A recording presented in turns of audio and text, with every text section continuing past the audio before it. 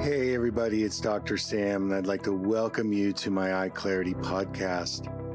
If you want to get in touch with me with questions, you can email me at hello@drsamberne.com, and you can always text me your questions at 1-844-932-1291. I would like to let you know about my new membership program. This is going to offer members new information on how to improve their vision and wellness. So you will get access to articles, video blogs, podcasts, and webinars. Also a live Q&A with me. And all of this information will empower you to make informed decisions about your vision and your health. So to sign up, go to my website, drsamberne.com, and you can see the details there. All right, now on to the show.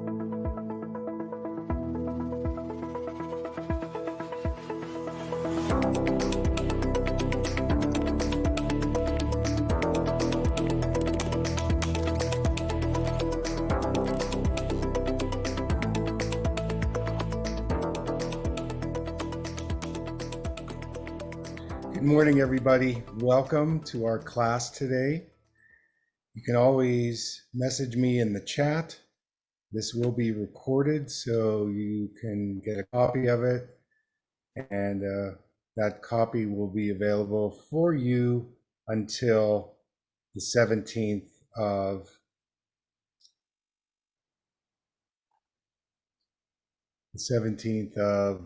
July. Good. So please let me know if you can't hear me, and we think our audio system is working well. We've tested it out, so here we go. I want to welcome you to my class today. I'm very excited to be here and offer this to you. I feel a great sense of gratitude to my community. We started this project back in 2016, and we've grown it thanks to you, and we'll continue to offer new and innovative things. Always love hearing from you. If there's something that you would like to see or know about, we have an offer that I will talk to you about at the end of our workshop.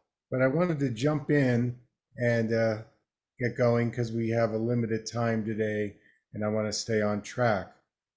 So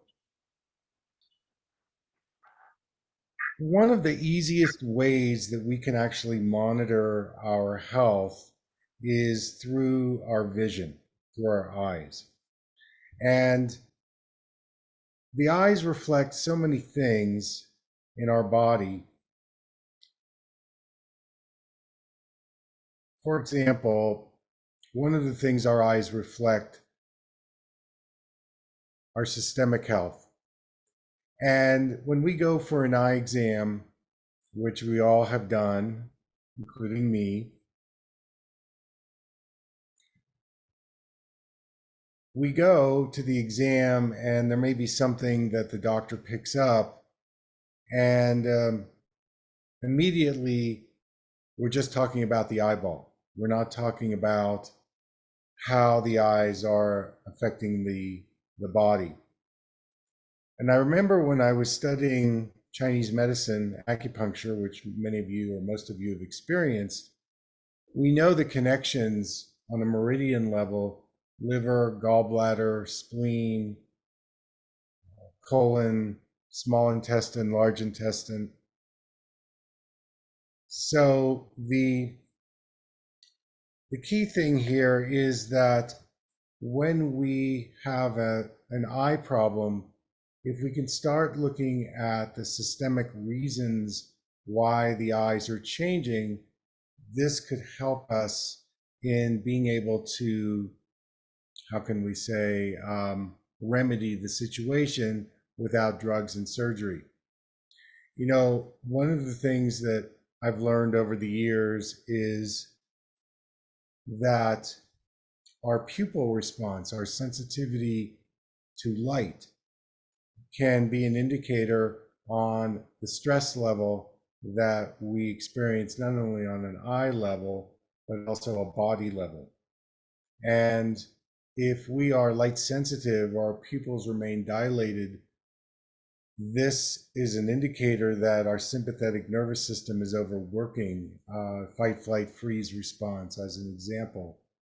And there are things that we could do both on an adrenals level and a thyroid level, which could actually help us reduce our light sensitivity and learn to regulate our light into the eyes and into the body better. We can also look at how the eyes interface with the brain. You've probably seen in some of my content pieces on research on looking at the retina and being able to pick up brain health, specifically Alzheimer's and dementia. So eyes and brain go together. Endocrine and eyes go together. Systemic and eyes go together.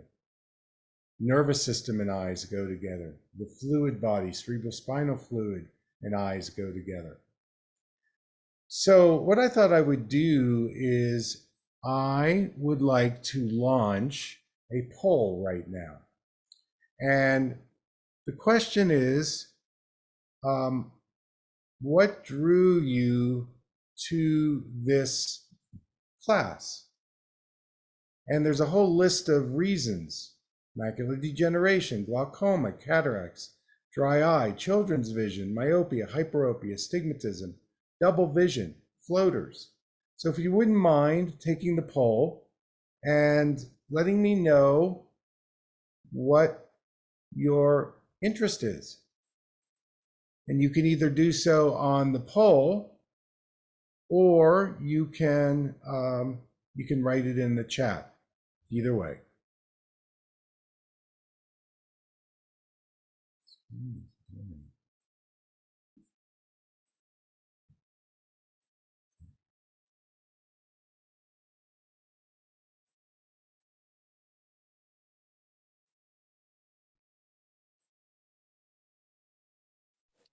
Very good. Very good. Thank you for participating.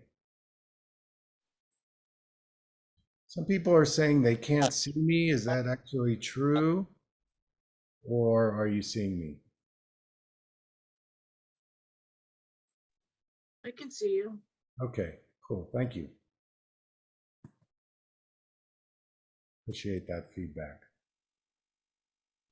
I can see you. Okay, cool. Thanks. Thank you. I can see you, but it isn't in sync, your My speech audio and the is not- video. Yeah, thank you. Yeah, we're Now working. it's good. Yeah, Now that's it's better good. now. Okay, good. So I've Excellent. got a whole team behind me that's working on this. So thank you for the feedback. All right, wonderful for Thank you. participating. I love it. I don't understand the multiple choice question. What does that mean? I don't see a question.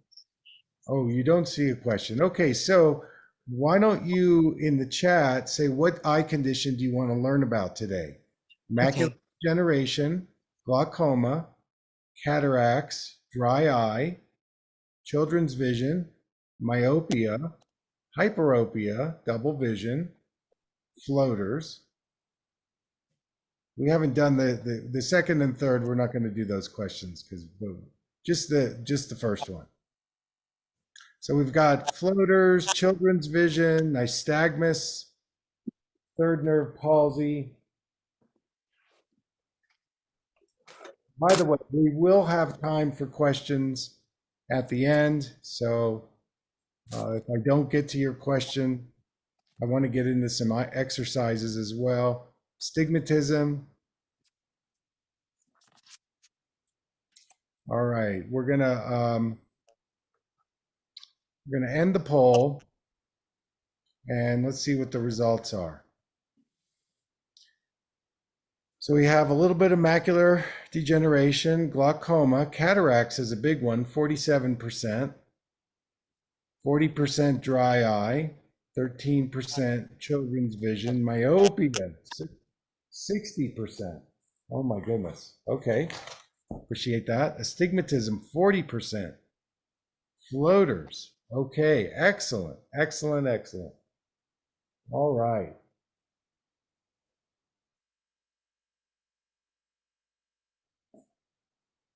All right, I'm going to close this down. Again, you can always message me. We're looking at messages. All right, so what I want to do right now is I want to give you some answers. I want to give you some answers on what you can do today to improve the conditions on why you've showed up. So, first of all, I want to say that everything that I talk about, at some level, I have looked at research. And of course, the pharmaceutical world uh, does most of the research because that's where the funding is. But more and more research is coming out on an integrative functional medicine level on how to improve your eyes. Now, obviously, when we go for the exam, and I was trained this way as well, is that the doctor is trained to look for disease and then treat the disease with pharmaceuticals or surgery. Or the third option is they'll say, well, just watch it. And if you ask them for some types of alternatives, most of them don't really know where to go or what to do, because in eye care, what we're trying to do here is control symptoms. And of course, when we control a symptom, we drive the problem further in. So cataracts seem to be a main concern for people. So the two ingredients that you need to address in cataracts and lens health are glutathione and vitamin C. You're looking somewhere around 400 to 500 milligrams a day of glutathione, either in a liquid where you can do a sublingual under the tongue, or you can also do a powder or a capsule. But glutathione has been shown, it's the master antioxidant in the body, partly improved in the, partly created in the liver. Also, you can get it from your cruciferous vegetables, garlic, onions, anything with sulfur-based foods. Glutathione is your friend. Selenium is helpful in the absorption of glutathione, so you want to make sure you're getting that trace mineral. And then the other one that's important is vitamin C, because the lens is made up of mostly collagen and water. And vitamin C, when it's at lower levels, these free radicals or oxidative stress molecules tend to accumulate and start make the lens cloudy. And so those are really important for you.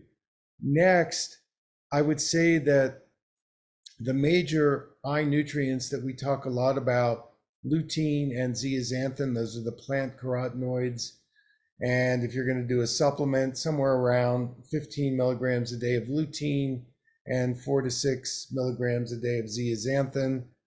Obviously, they're also really good for your retina and macula, but also they're really important for the lens of the eye. And then you can add things like vitamin D3, which is important, omega-3 fatty acids, vitamin A, make sure you're getting your zinc with vitamin A. And the last thing about cataracts that's critical is how much sugar you're eating, because there's a process in the lens called glycation.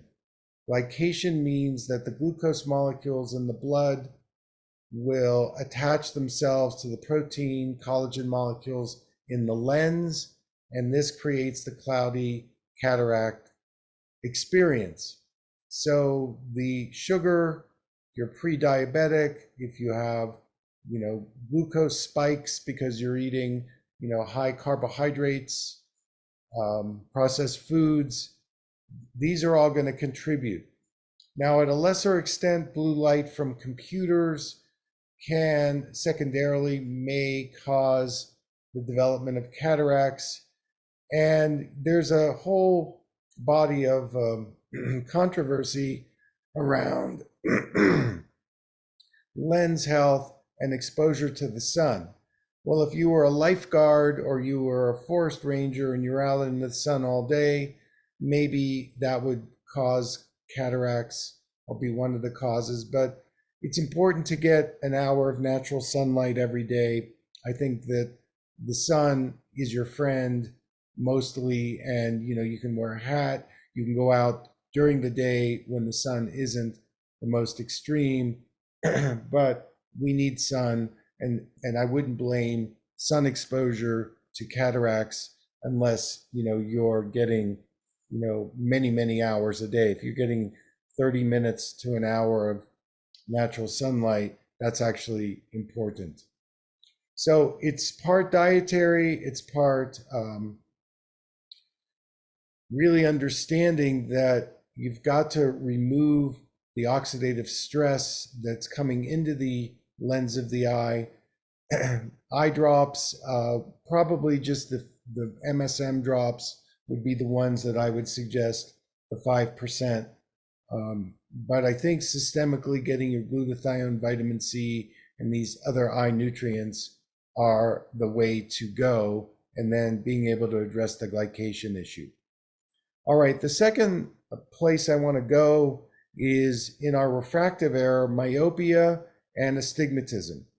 So with myopia, and I can speak first with firsthand experience because my story, I became very nearsighted into my late 20s, and I met a holistic eye doctor, developmental optometrist, Dr. Al Shankman, and was a patient of his and was able to completely reverse my myopia over about 6 months. And so my understanding of what myopia is and what to do about it, I want to give you the cliff notes right now. And by the way, we're going to do some exercises in a few minutes, so hang in there. I want to give you some things today to take with you. But when you get a nearsighted prescription, we call that a minus lens. Usually we're getting that as a way to fix some kind of blurriness in the distance. But the problem isn't in the distance. The problem is up close, at near, how we've locked in our eye muscles as a way to adapt to some experience that we don't understand, we're confused about, or some other things like that. And so when you start wearing a minus lens, it's reinforcing tension, it's reinforcing tightness in the eyes, but even beyond the eyes, your brain, your thinking, your movement, your posture. In other words, myopia is a global experience. It's not just an eyeball experience, even though the eyes are the place where we are experiencing the myopia. So what do you do for it? So the first thing is, if you're nearsighted, you don't want to be wearing the strong distance prescription all the time, especially indoors and say at your screens. If you're wearing one prescription and it's calculated for distance, that's going to be too strong for you when you are using your screens. Now, some people take their lenses off, but then they have to get closer to the screen, and this exposes them to EMF pollution, which of course we don't want to do either. So ask your eye doctor for a second prescription. You don't have to tell them that it's a vision improvement prescription. You can just say, can I get a computer prescription? So if you're nearsighted, you're going to get a reduced prescription. Perfect. That's exactly what you want to start wearing in non-demanding and non-threatening situations. And to note, immediately when you wear that reduced prescription, there's less tension in the eyes, and that's going to be your signal you're on the right track. Now, if you start feeling frustrated when you're wearing this prescription because you can't see clear enough, then just put on your strong glasses as a way to mitigate your blurriness. This is not a game for you to walk around and blur, especially when it counts. You wear what you need in the circumstance that's demanding of you. So if you're driving your kids, you wear your strong prescription. But otherwise, you can start wearing the reduced prescription, and this works wonderfully as a way for you so your eyes can adjust to that weaker lens, and eventually you'll be able to drive in them, which is part of the magic, because whatever lens you put in front of the eyes, that's the position the eyes are going to take.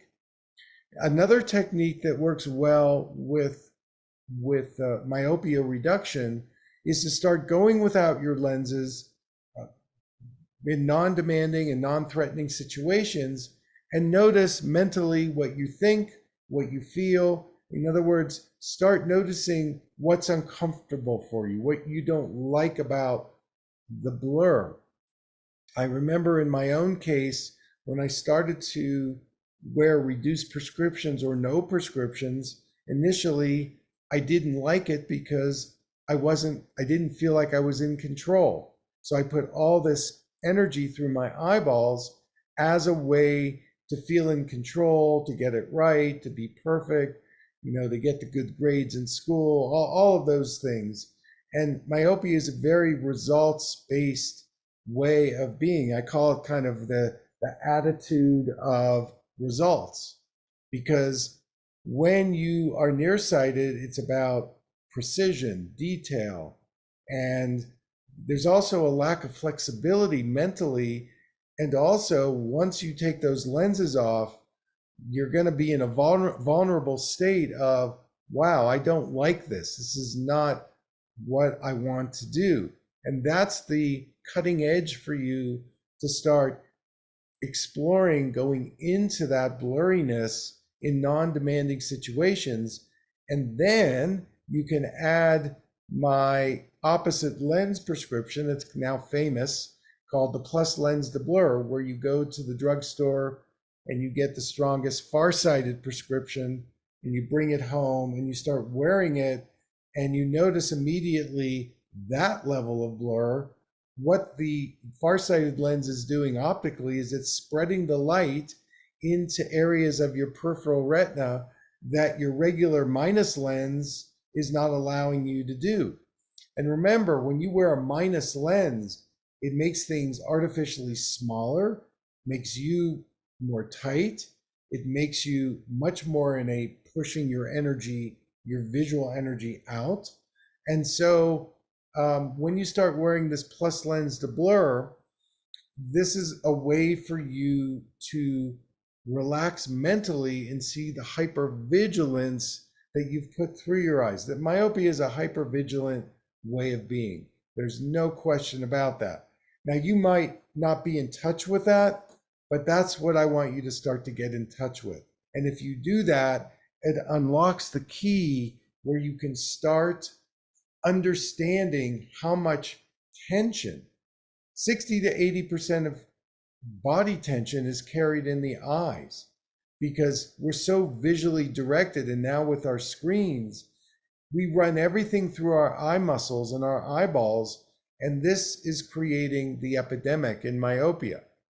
Now let's bring in astigmatism for a moment, because a lot of times they go together. So astigmatism means that the eye is shaped more like an egg. You visualize an egg.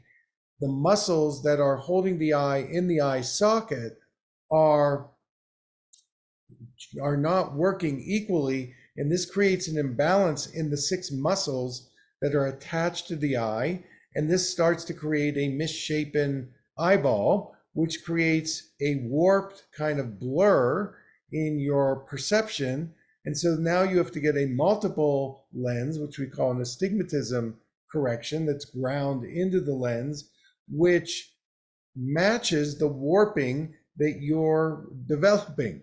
So it doesn't fix anything. If anything, it reinforces the misshapen eyeball. Now, again, we need to talk on the macro level, because astigmatism also means twist. It also means that the body is twisted in some way, because there's an interplay between the body and the eyes in posture, in movement.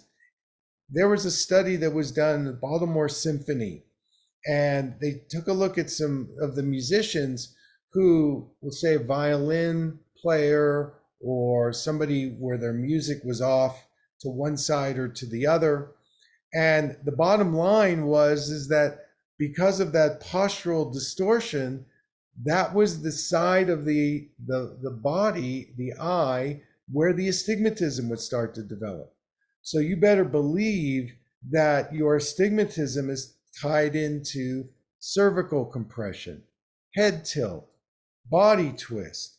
There's all kinds of body adaptations that the optometrist will measure in the eye, and he calls that astigmatism.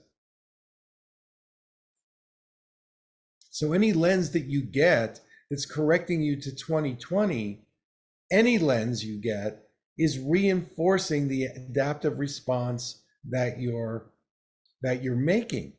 So with astigmatism, we're going to do an exercise in a few minutes where you're going to start doing some eye movements in multiple areas of gaze. Might looking up, might look to your right or to your left. And that movement starts to relax the imbalance and the asymmetry in the eye muscles. Now, if you have a forward thinking or progressive thinking eye doctor, you can also get a prescription with no astigmatism in it or a reduced astigmatism so that you have a chance to interact with a lens that isn't just reinforcing you 100%. This gets a little tricky because some of the eye doctors think they want to correct you to see the smallest letters on the eye chart, when in fact, that is going to create more stress and tension in your eyes. And the truth of the matter is you only need about 20/40 to 20/30 acuity, and you're doing great. Okay, so that takes care of myopia, astigmatism. Now let's talk about a dry eye, because this also got a lot of press this morning on our poll. So dry eye is a tough one. In the medical literature, they'll actually say there's no cure for dry eye. Once you've got it, it's with you forever. Now, I don't necessarily believe that, but in order to really get a handle on the dry eye, it is going to take some deep digging on your part to take a look at many of the facets that trigger and cause dry eye. So let's start on a micro level, the eyeball, and we'll move to the macro level, which is more of the systemic metabolic causes of dry eye. So in dry eye, the mechanism is that the eyelids, especially by the eyelashes, have some oily glands called the meibomian glands. The eyelid also houses a second gland, which is kind of up in the corners up here, which are called the lacrimal glands.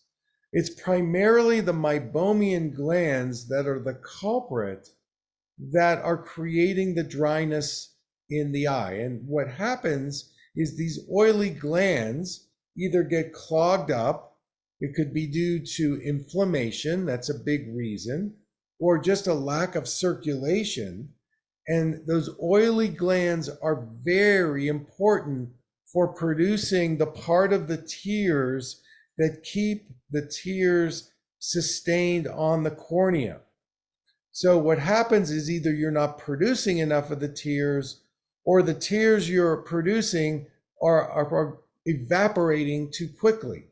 So now you have a conundrum because the cornea needs liquid to maintain its lubrication. And if you're not getting that, it becomes a painful and very uncomfortable set of symptoms: red eyes, burning, tearing, dryness, fatigue, you name it. You're going to get all of these symptoms. Sometimes it's worse in the evening. Sometimes you wake up and your eyelids are stuck shut. So what do? You've got this whole inflammatory situation going on. Well, I'll speak conventionally first. Sometimes the eye doctor will actually make a diagnosis to see how quickly the tears are evaporating.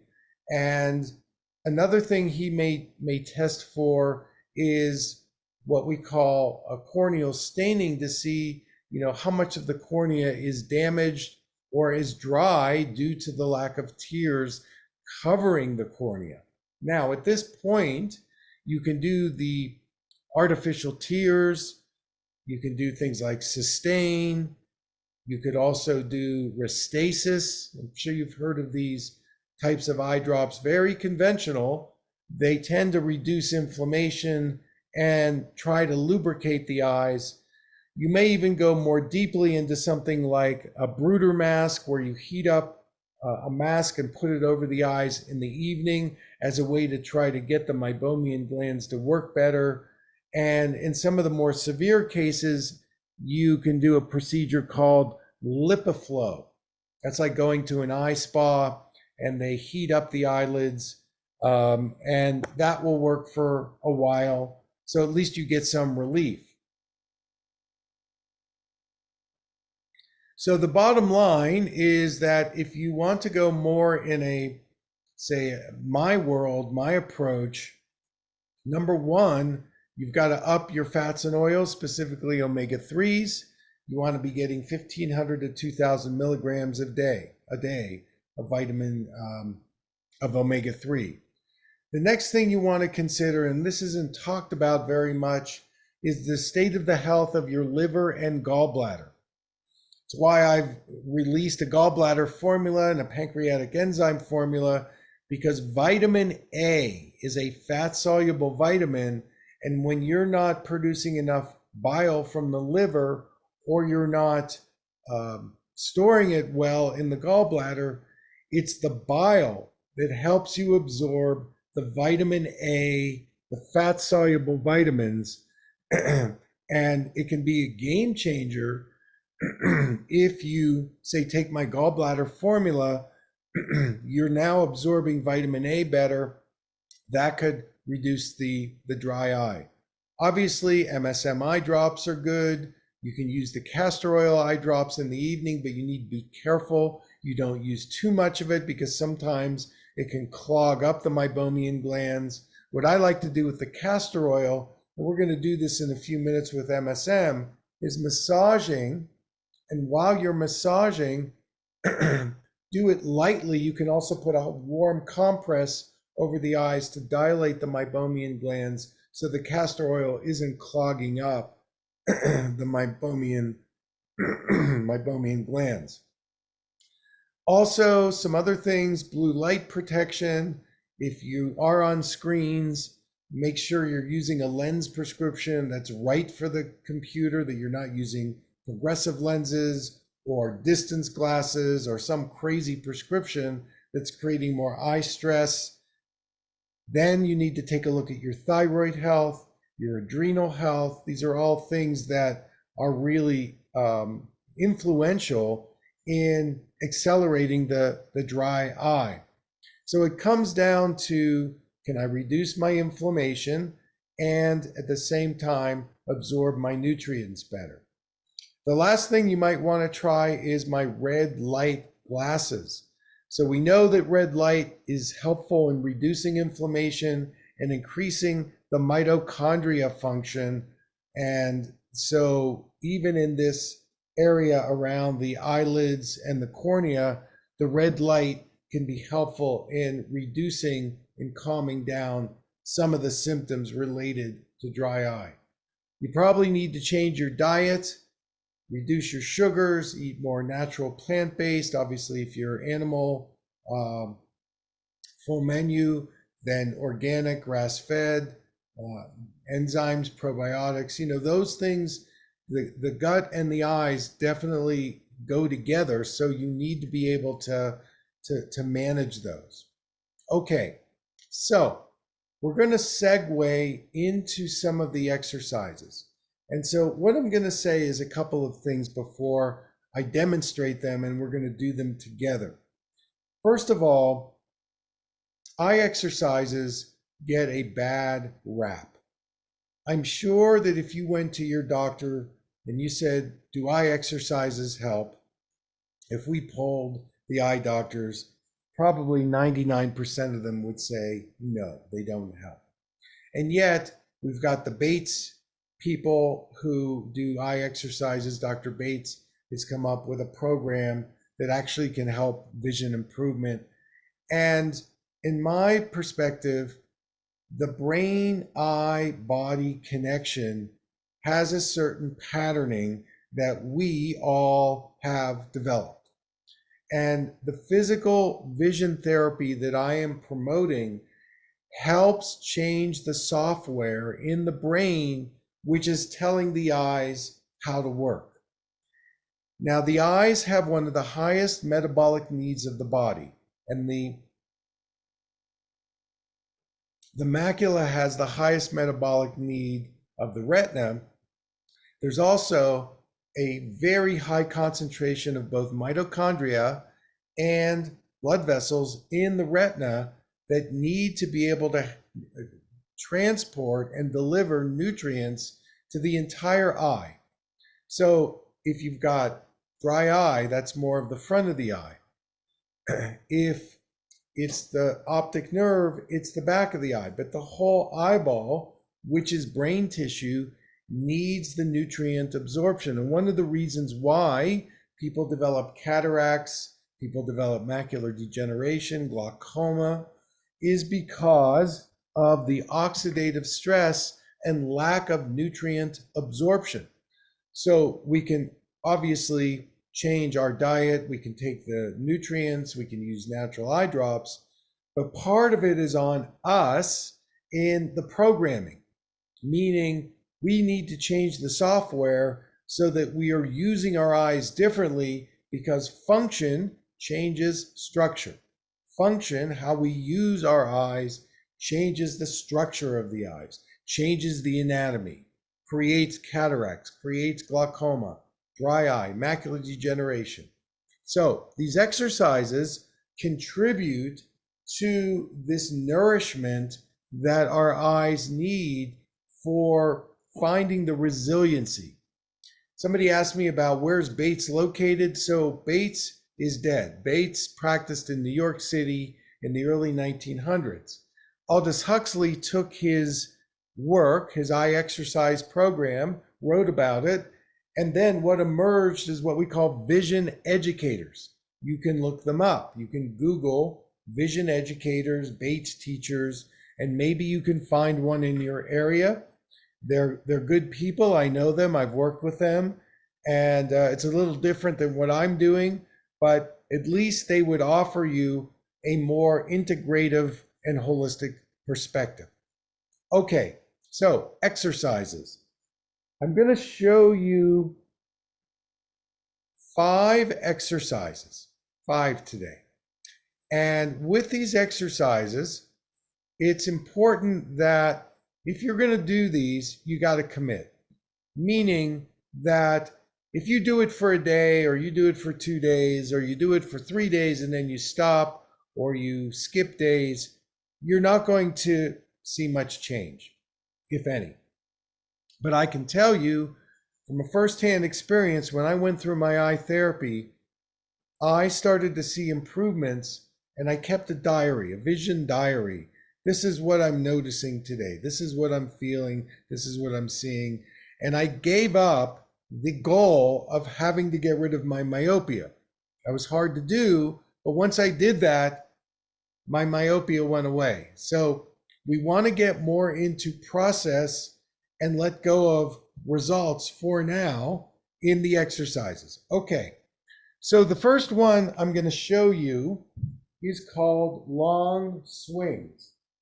So when you do this, you're going to be standing. I actually like doing this outside, but wherever you do it, you want to have a nice landscape or windowscape around. And it's an exercise that's going to start stimulating one of the most important parts of your vision, which is your peripheral vision. So your peripheral vision is very connected to your ears. We call this the vestibular system. Vision vestibular. They help us with orientation, balance. Where am I in space? And guess what happens when we have our phone and we're on it? We lose our peripheral vision and we become very focal. This is for the myopes out there too. When you start doing this, you are eliminating your peripheral vision and you're reducing your vestibular stimulation. You must continue to work on the peripheral vision because that's involved in your balance, it's involved in your memory, it's involved in your three-dimensional vision. And yet it's being lost because we're all here. This is our world. So the long swings, you're going to be moving slowly. I'm going to break this down.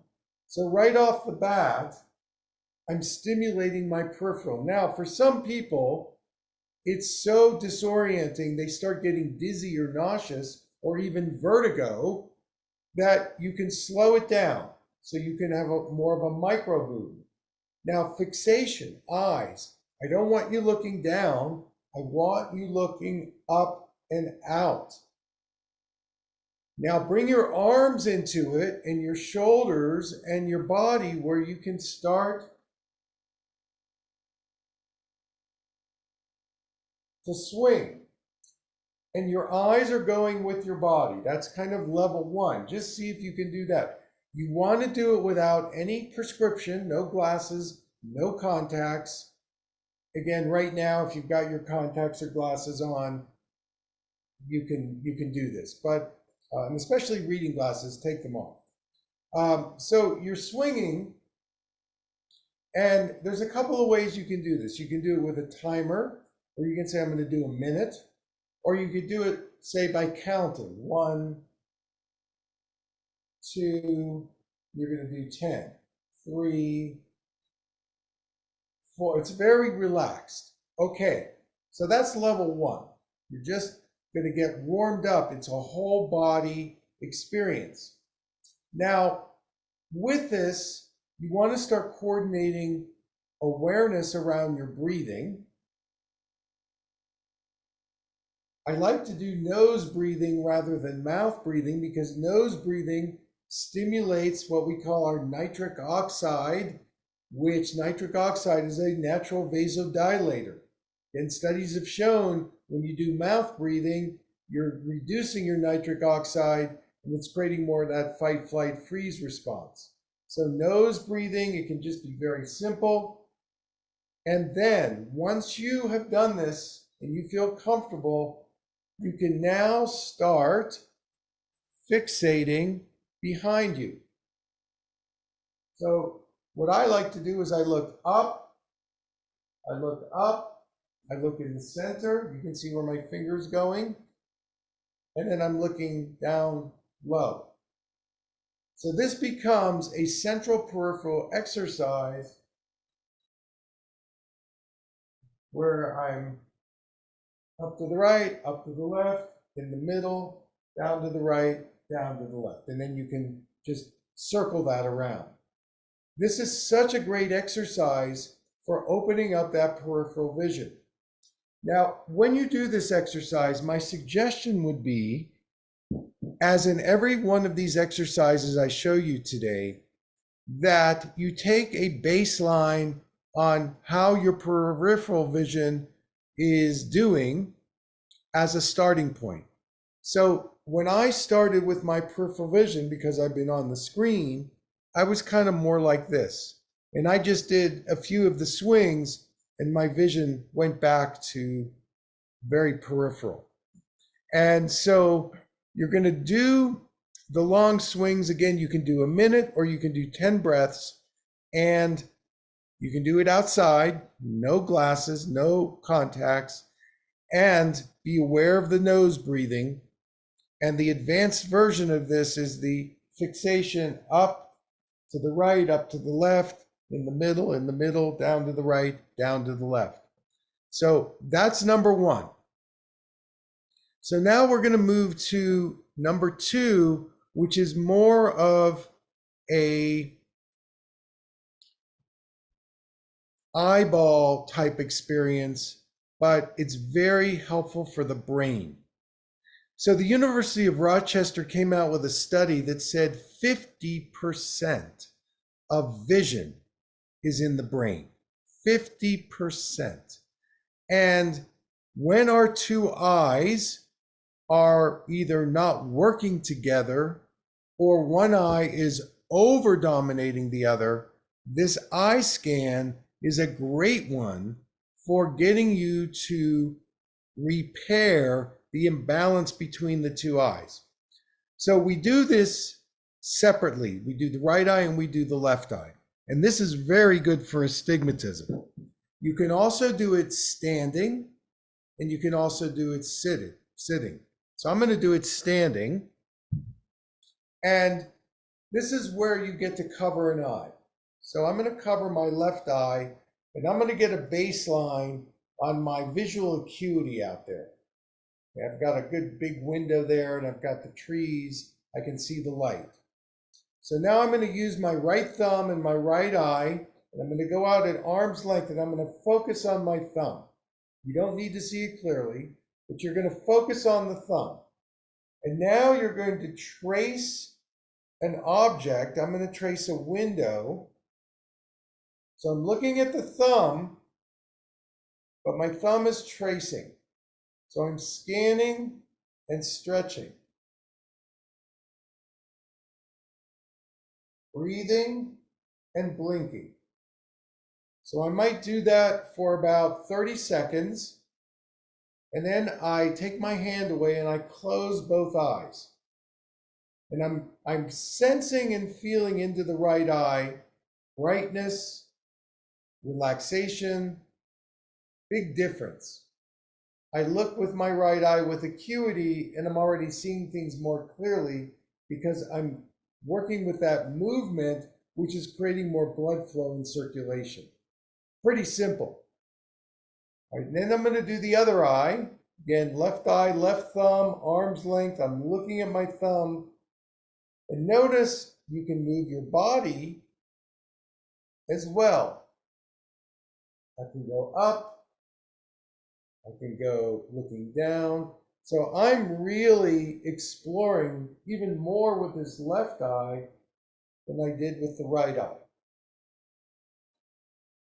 Okay, so now I'm going to close both eyes, and they are balancing. I can feel that there's some tingling and circulation going on. If you have any condition, macular, cataract, glaucoma, myopia, astigmatism, any of the conditions you've talked about, this is going to help. So I now take a measurement of the left eye, and it's really clear out there. Then I look with both eyes, and this is great. So with the eye scan, you're going to be doing this about, say, 1 to 2 minutes with each eye. It's not long. So far we're keeping this on the shorter side. You don't have to do it all day. Okay, exercise 3, a little product placement here. My MSM drops. People ask me, should we start with the 5 or the 15? My advice would be start with the 5%. It doesn't burn, it feels good. Only if you have used the 5% for a month or two and you're used to it, because the 15% is going to burn. And if your eyes are sensitive, it's not a good place to start. So this third exercise is called eye massage, MSM eye massage. Now there are 2 ways to do this. First of all, you wash your hands. Second of all, your eyes are closed and you put a drop in the corners of each eye. So I've got 1 drop in the corner. My eyes remain closed, but you see how I'm making little spirals here. This is going to be great for dry eye. And I spend about 10 to 15 seconds really massaging that MSM around the eyelids, and then I open. This is very lubricating. Now, a second way to do this is the eye bath. So again, my hands are clean. I'm going to tilt back, and I'm going to spray the drops along my eyelashes.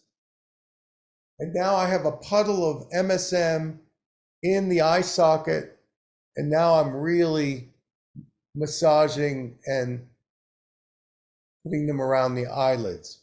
So with the MSM bath, you're running the drops along the eyelashes while you're either lying down, that's the best, or at least putting your head back. And you're going to get probably 6 to 8 drops in that area. This is going to be highly moisturizing. And for most people, they're not hydrating their eyes enough, even the people that don't have dry eye. So by doing the eye massage and the eye bath at least 3 to 4 times a day, you're going to start to lubricate and moisturize, and this helps the eyelid health, the cornea health, and even some of those drops will penetrate into the lens, the vitreous, and the retina. So that's my third exercise for you. Let's go to number 4. You can also do this with castor oil, absolutely. Okay, number 4, tongue clock palming. Okay, so for many of you, you know that I've studied a lot of different modalities, and I've kind of taken them and distilled them into how can we improve our eyes. And so one of the things that I have observed and learned is that our face has acupuncture points, okay? And there's some really specific acupuncture points around the mouth. And there are 2 of them that are really activating. One is called the governing vessel, which is our yang meridian. And the meridian goes up over our head, down our spine, through our perineum, and it ends kind of at our belly button, a little below the belly button. That's the male, the yang. And then we have the conception vessel, which runs down the middle here, respiratory, digestion, and it meets up with the governing vessel. So you're going to combine some sound with some acupressure, and it's going to do some things on an acupuncture level. It's also going to do some things on a craniosacral level, of bones and fluid level. So the way you do this exercise is as follows. You're going to take your tongue and you're going to put it on the outside part of the upper teeth and the inside part of the lip, anywhere you can do it. It doesn't need to be real high up. It's just kind of right there. And I'm going to palm my eyes. I'm going to breathe in through my nose, and you're going to see me pressing on that upper lip.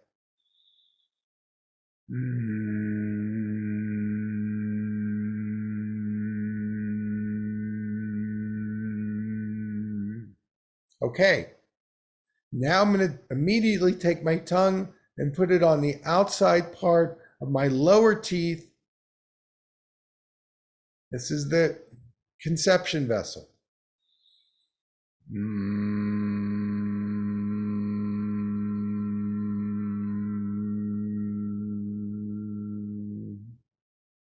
So when you press on this, it opens up the cervical spine, C4 to C7, the bones back there. And when the cervical spine gets compressed, it starts affecting the eye muscles. When you press on this point, it opens up C1 to C4, so the upper part of the cervical spine.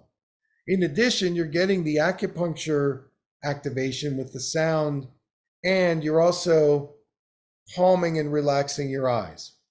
So that would be the first way I would do it. We do 3 on each, upper, lower, upper, lower, upper, lower, and then you're done. A second, more advanced way to do it is to go all the way around.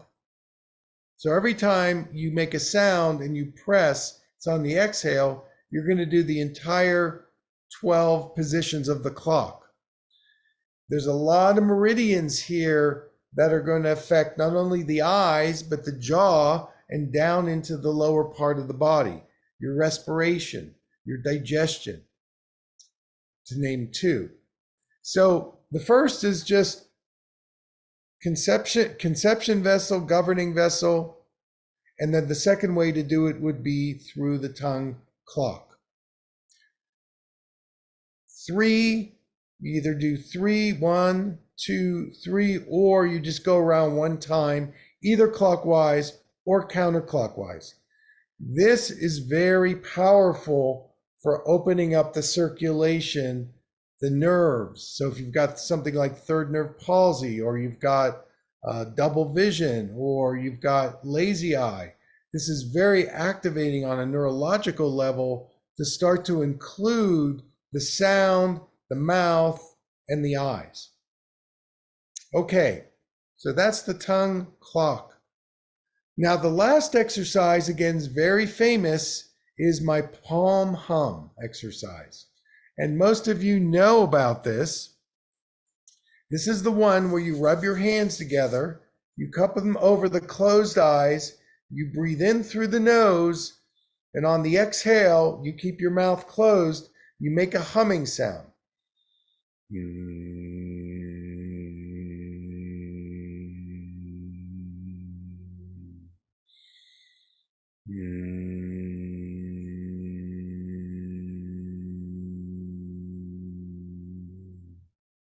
So you would do 6 or 8 of those, and I can tell you that when you do that sound and it goes into the eyes, it's going to open up the tissue and relax everything here and give you much clearer eyesight.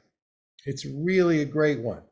So just to recap, long swings, eye scan with each eye separately using your thumb, MSM eye massage and eye bath, the tongue clock exercise with palming over your eyes, and the breath, the palm hum exercise. So if you did those 5 exercises 3 times a day for a month, I can tell you, working with thousands of people, that is going to create a change in the tissue health, the flexibility, the eyesight, the circulation. And if you couple that with some nutrients, you have a good chance, at the very least, to neutralize what you're dealing with. And at the very most, it could really change things. Okay, so I want to leave a little time here for the end. So I want to take a few questions. There's a Zoom user that's asking me about retinitis pigmentosa. So this is a degenerative genetic disease that affects the rods of the eye. And in my view, what you need to do here is things to stimulate the peripheral vision. That could be the long swings exercise. There's also special prisms that you can get that open up your peripheral vision. They're called yoked prisms. You can also, make sure you're getting the proper nutrients. I'm sure you are. Omega-3, the retina is about 50% fatty acids. That's why we need those omega-3, especially the DHA part of the omega-3. Omega-3, vitamin A and zinc, lutein and zeaxanthin. You want to make sure you're really boosting those. The red glasses, and then the eye exercises. If you do those things, you have a pretty good chance of slowing down the progression of the RP. All right, another question is about pterygium. So this is a growth over the eye, the connective tissue. One of the terms they use is called surfer's eye. You probably heard that. So this is a collagen imbalance. It's a dryness issue. So hyaluronic acid eye drops, they're called Hyal drops, Hyla tears, might be good for you. Obviously, the MSM eye drops are great. The castor oil eye drops are great. This is going to take some real continuous, how can we say, persistence, because once the pterygium has formed, it loves to live in dry climates, dryness. So you need to really keep things lubricated, adding your fats and oils, and maybe consider, working with a functional medicine doctor and finding out, are you deficient in some trace minerals? What's the state of your gut health? Do you need to eat more of an anti-inflammatory diet? Again, there's a real link between what we're eating and the formation of pterygium. So there you go on that one. Macular pucker. So the macula is the center part of the retina that helps us see detail. And inflammation can be one of the main culprits of macular pucker. You're not getting the nutrients you need in that very tiny area. Also, the vitreous, which is the gel sac that sits in front of the retina, has an attachment at the macula, so it can start to pull on the macula because it's shrinking, and this creates that distortion, like a waviness in the macula. So MSM eye drops, upping your lutein, zeaxanthin, and astaxanthin, doing the eye exercises are very important. Red light therapy is also very important, and blue blockers, making sure you're wearing your blue blockers for all your screen time.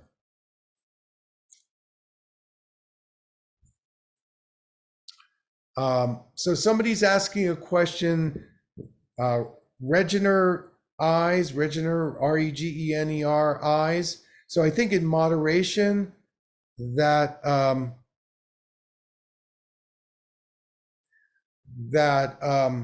in this particular set of eye drops, moderation, certainly you can use them. You can use them in conjunction with the MSM drops and the castor oil eye drops for sure. So it's not going to hurt you to use those. Okay, another question, using the red light glasses. This is more of a comment. So red light therapy, especially in the red glasses, is very, very helpful for mitochondria function, reducing oxidative stress. Let me get my pair so you can see them.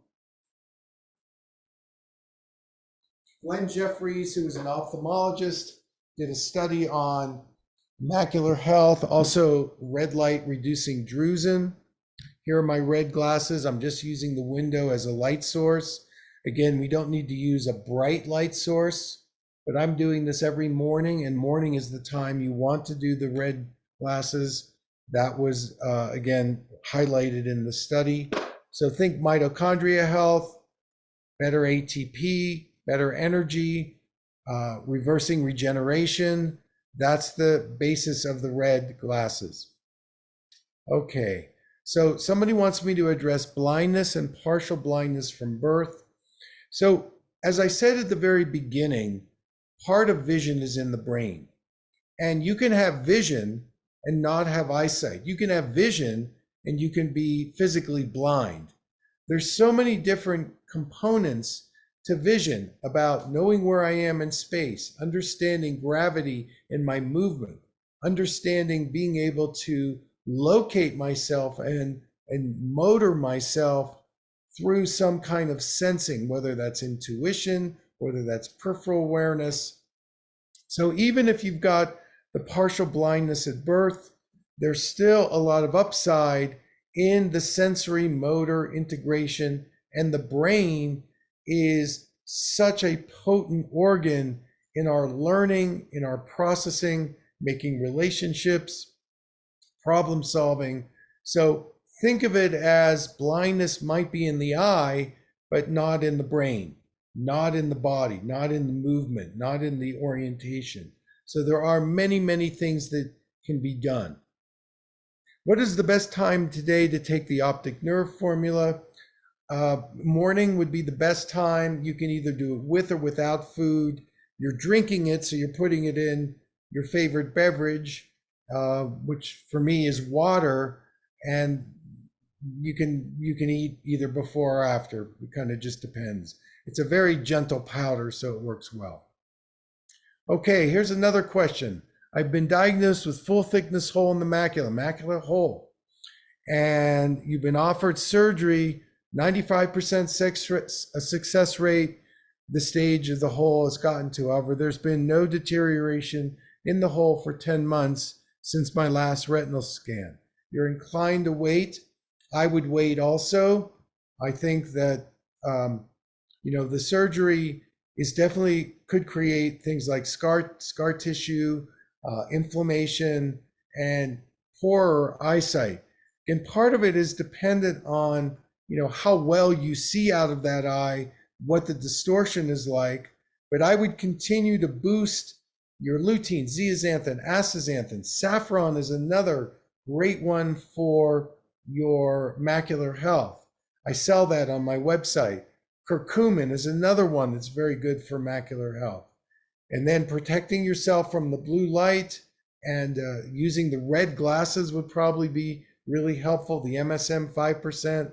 So those would be some things to go. And then using your judgment on how long you want to wait and whether you feel you can reverse it enough where you don't want to have the situation. Okay, how to stop constant eye twitching. So with eye twitching, this can be a couple of things. First of all, not getting enough magnesium in your body. Most people are deficient in magnesium. I've done some great video blogs on magnesium. So that would be number one. Number two, eye stress. And I would consider doing these exercises I showed you today, especially spotlighting the palm hum, as a way to reduce the twitching. The twitching is partly an overload. It's an electrical overload into the eyes. So what's your EMF exposure? Do you do earthing? Can you go out in your bare feet? Are you doing things like sunning and forest bathing and more nature-based things? You might consider some craniosacral therapy, but the twitching is really related to stress. So if somebody's asking, will these protocols help with vertigo? Yes, but especially with the long swings, that could trigger more vertigo. So you might start with your eyes closed and do it while you're sitting. You're going to have to kind of push through some of the vertigo energy that you're experiencing to have a wider field of peripheral vision. Vertigo is an interesting thing because it can be an underacting vestibular system and an overacting visual system, and this is creating the vertigo. So doing things like with balance with eyes closed, doing some craniosacral therapy, doing some eye stimulation, things like the ones I'm showing you today, can start to move you out of the vertigo. All right, ERM, that's the same epiretinal membrane disorder as macular pucker. So I think I've just addressed that. You were just diagnosed with early stages of macular degeneration. Of course, this can be stopped and reversed. I can point you to the landmark ARIDS study, ARIDS 2 study, where they actually showed taking certain nutrients, beta carotene, lutein, zeaxanthin, omega-3, zinc, you could actually slow down the progression and in some cases reverse the macular degeneration. All right, someone is asking to find out a book or course about root causes. Okay, well, I'm going to segue here for a second and make an announcement. This is a new program that I'm going to be launching. And because you've taken this class, you have first dibs of being able to sign up. It's my membership subscription program. And I've been working really hard on the membership. There are 3 different kinds of membership. Think of it like a Netflix where you can join in a membership and you get access to my classes and courses that you normally wouldn't be able to see on social media. Also, some of my advanced classes on aromatherapy, color therapy, and this one question you're having about the root causes, there's going to be a curriculum for each eye condition. So with this membership, there are, again, 3 different ways you can do it. There's the Hawk, the Hawk, the Eagle, and the professional mentorship. So any people out there that are health practitioners, licensed health practitioners that want to be mentored by me, they can join the mentorship program. But for everybody else, the Hawk and the Eagle, they offer you discounts on my products, discounts on courses, access to a live weekly Q&A with me, so you get to ask questions like you're doing right now. And so if you want to sign up, I'm going to give you the link here, and you can go to it, and I'll also give you a code that you can use, and you'll get a discount for signing up for taking this class. So I'm going to put it in the chat. Here it is right now. And there we go. So that's the platform that it'll be on. And if you use the code LAUNCH when you line up, you'll get a coupon. And again, you could look at the different membership levels and what they offer. But this would be a way for you to understand root causes and what you can do about it. So I'm going to continue on with the questions, and let's see how far we can go.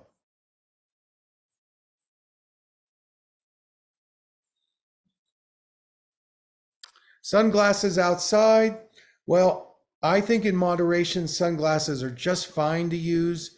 I use sunglasses when there's a lot of glare, if I'm on the water, if I'm up at 12,000 feet or skiing. It's perfectly fine. Now, one of the things I'm going to be offering, because people are asking for it, and I get so kind of frustrated about what's being sold on the market, I have developed a pair of sunglasses that are really healthy for you. They give you great optics and great clarity, and they're very balanced in terms of all the light getting into your eyes. So we're going to be releasing those sunglasses, the sun lenses, probably by the end of July. So stay tuned for that. But generally speaking, get 30 to 60 minutes of natural sunlight away a day. And then if you want to wear some sunglasses when you feel you need it, like when you're driving, that's perfectly fine. All right, somebody's talking about a vitrectomy. Again, this is a surgery. They're trying to improve the circulation. I would be careful about going into that. Again, it's so related to, do you have high eye pressure? Is it narrow angle glaucoma? What are you dealing with? But certainly using my methods could be very helpful in being able to avoid those situations. All right, somebody's asking about the retina and occultation. So let me say this about the retina. I think for everybody, we need to boost omega-3s. We need to boost our lutein, zeaxanthin, and astaxanthin, making sure we're absorbing the fat-soluble vitamins like vitamin A and lutein and zeaxanthin. And I think that if you can do those things, if you're really suffering, do the red light therapy. Think of it this way, that you're just going to work from a wellness model where you're not going to get so hooked into X treats Y, X fixes Y, but you're going to do more of the wellness model. How can I boost my retina so then all of these conditions can dissipate and go away? All right, next question. Are there benefits to craniosacral therapy besides astigmatism? Yes, for myopia, for strabismus, absolutely. You know, working with kids and adults over the years, I had the expertise of my eye exam equipment here and the massage table right next to it. I would measure them and do cranial, and the strabismus would be less. Sometimes it would be gone. The myopia would be less. The astigmatism would be less. So there's a direct correlation to the health and movement here and what's going on in our eyes. Okay, my daughter was diagnosed with myopia. She is 13. They want to do hard lenses to stop the progression. What can I do with her right eye? So the right eye is part of it. Well, you could ask the doctor if she's going to do contacts for distance to get some kind of a reading prescription and glasses for up close to reduce the myopia, so she's not looking through the distance lenses for her close work. The next thing would be maybe to get into some kind of physical vision therapy program, either with me or another holistic eye doctor, to see if you can build more flexibility and resiliency, because what the hard contact lenses are doing is treating a symptom. I mean, it will help slow the progression, but it's not treating the cause of what's generating the myopia. That's where you need to do the physical vision therapy. All right, the 5 exercises again are: number 1, long swings; number 2, eye scan; number 3, MSM eye massage and eye bath; number 4, tongue clock exercise; number 5, the palm hum exercise. Good to see you, Susie. Any advice on presbyopia? Start with wearing pinhole glasses instead of your readers when you're reading. Number 2, wear something less than you normally wear in terms of magnification, and make the print, the font larger. And number 3, use the minus lens to blur exercise on my website. That's great for presbyopia. You can Google it to find it out. All right, next question. Would you please come out with some blue blocker reading glasses? You read my mind. I am working diligently right now with my manufacturers to come up with some really new blue blockers in the readers. And some people are wanting different kinds of frames. So yes, that is happening. Check back with me the end of July. Okay, you've been using glaucoma drops for 3 years. They make you sick. Do you know anything about these types of drops? Well, you can Google the side effects. They dry your eyes, they create blurred vision, heart palpitations, so on and so forth. This is why I would consider starting to do some other things: the nitric oxide, taking better care of your optic nerve through ginkgo, bilberry, omega-3s, get some craniosacral, boost your lymphatic health, get some acupuncture, do some of my eye exercises, the red glasses. I have so much that I've produced about glaucoma, and with this membership program, we're going to have a specific course on glaucoma. So you might want to check that out, and there'll be both exercises and e-learning. So again, my membership program is open, and if you want to register for it, we'd love to have you. Again, you can use the discount code LAUNCH and check it out. It's really good. Dr. Sam, hold on. Yeah. We don't have the link for the So I put subscription. the link in the chat. No, it never showed up here. Okay, so let me do it again. You say the code is launch? Yep, but let me see where the Well, meeting chat group. Let's try it again. okay. It said it did, but it obviously you didn't get it. There it is. Okay. Okay, awesome. Thanks. Okay, sure. Do it again so you can. All right, I want to continue with the questions. I've got a little more time, and I want to really make this valuable to you today so that you took the time, and so did I. No link.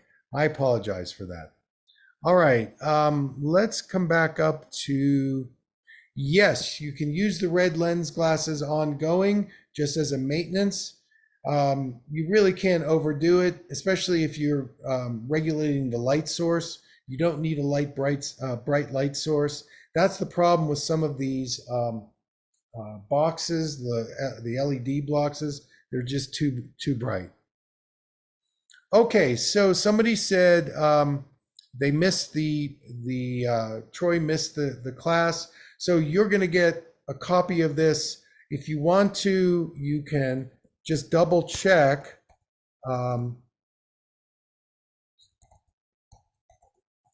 You can send an email there and say that you weren't able to join, and we will send you a link so you'll be able to get that. And so just email them, and we are very aware of that. Okay, let's keep going with some other questions.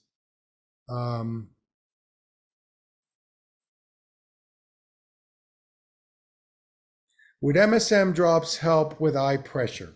No. You need to do much more than MSM.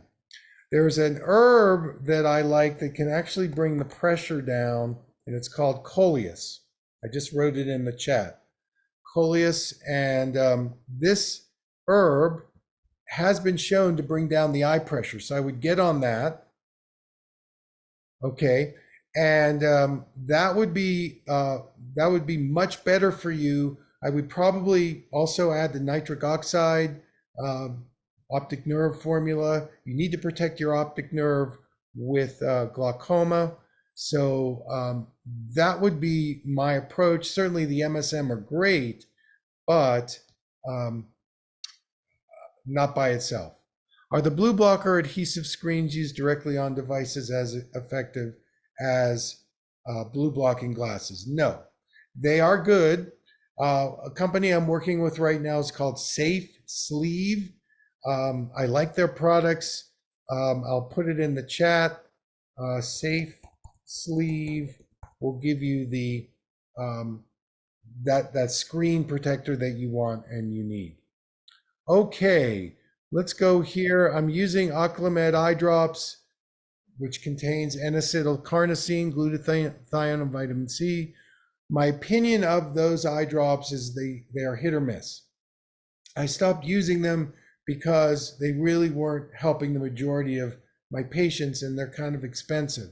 However, if you're getting benefits from them, use them.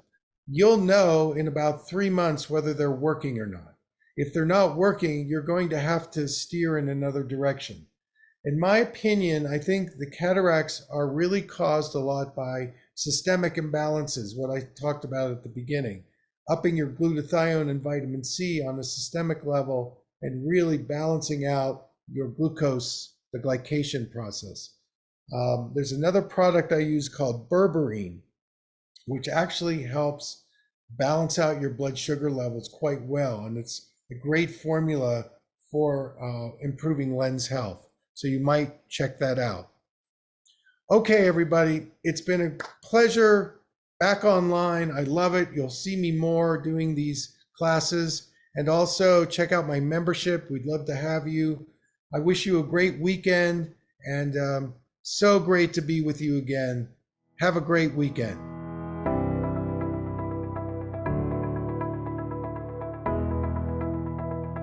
Thank you for listening. I hope you learned something from the EyeClarity podcast show today. If you enjoyed the episode, make sure to subscribe on iTunes or Spotify and leave a review. See you here next time.